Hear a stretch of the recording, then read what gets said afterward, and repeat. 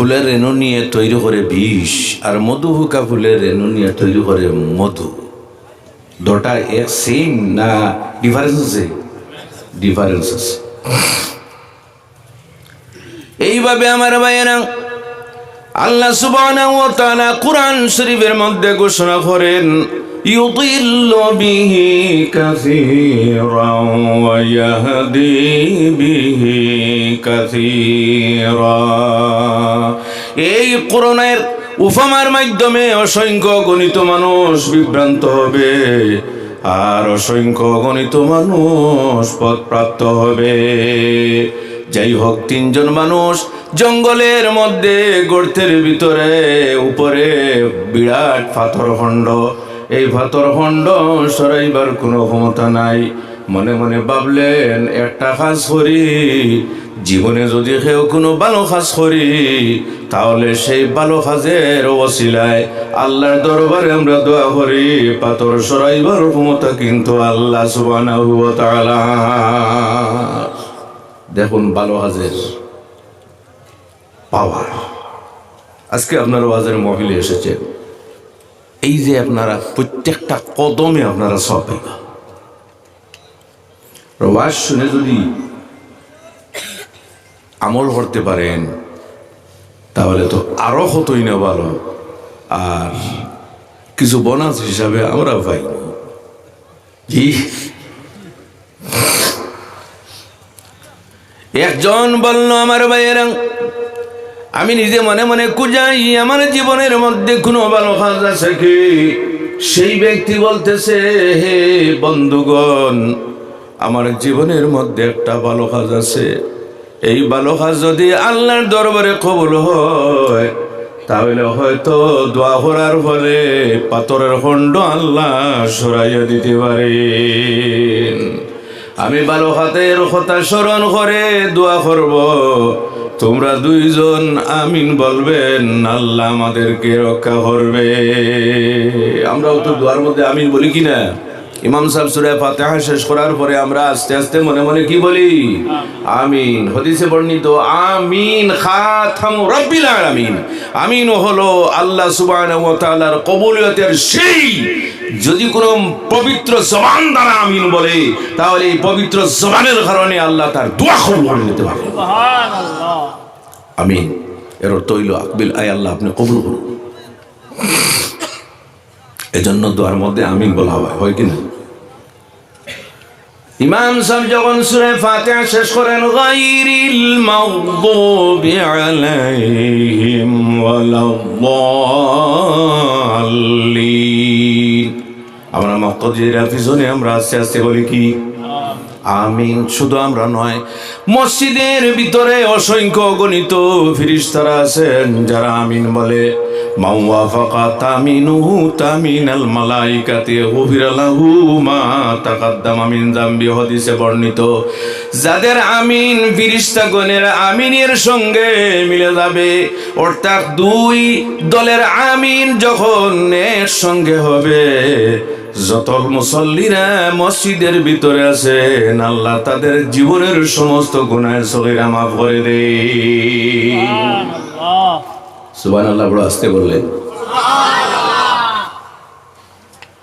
যাই হোক, আল্লাহর বান্দা বলতেছে, আমার জীবনে শুধুমাত্র একটা ভালো কাজের কথা স্মরণ আছে।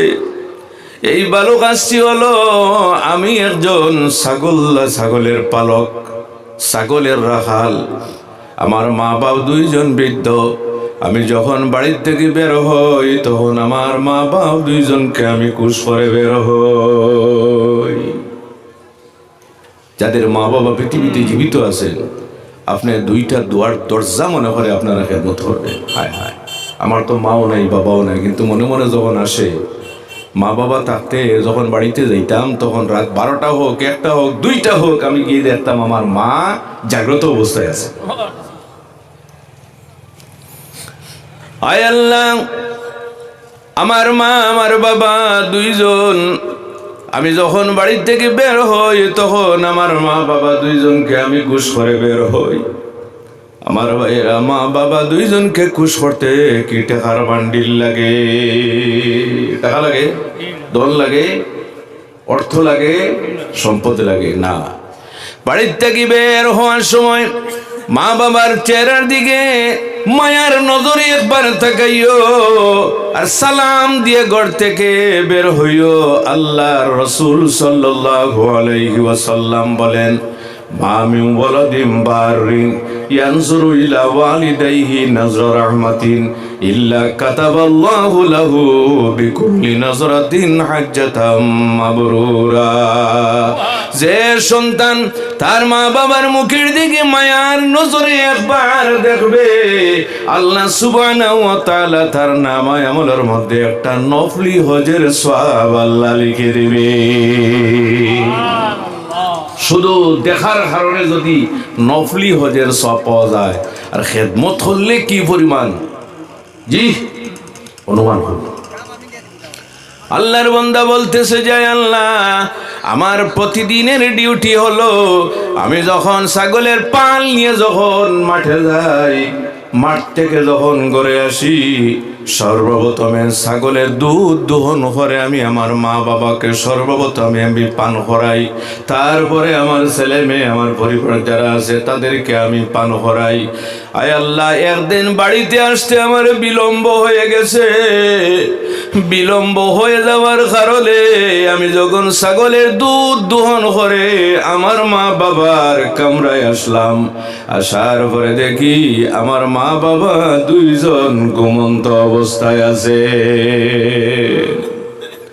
আয় আল্লাহ, আমি চিন্তা করলাম আমি সর্বপ্রথম আমার মা বাবা দুইজনকে আমি ছাগলের দুধ পান করাই।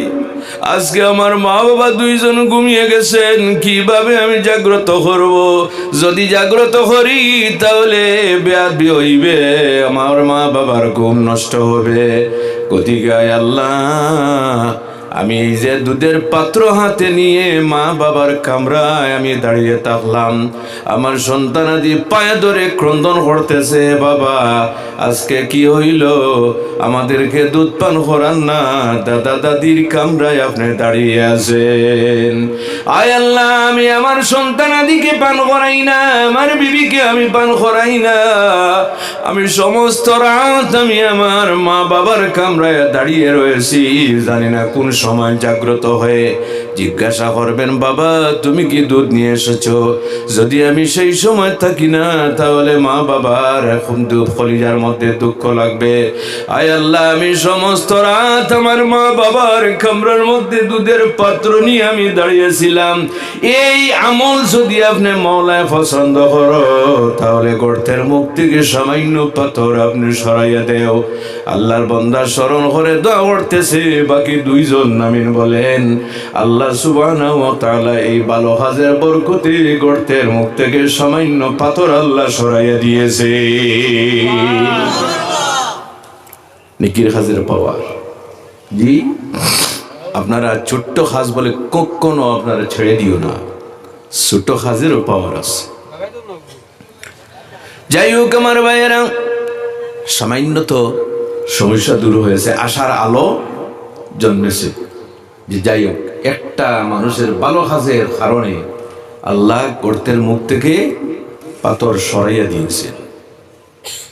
তাহলে বোঝা গেল আমার ভাইয়েরা, ভালো কাজের ওসিলা গ্রহণ করে দোয়া করা যাইতেছে। বলেন, ভালো কাজের ওসিলা গ্রহণ করে দোয়া করা যাইতেছে। যখন ভালো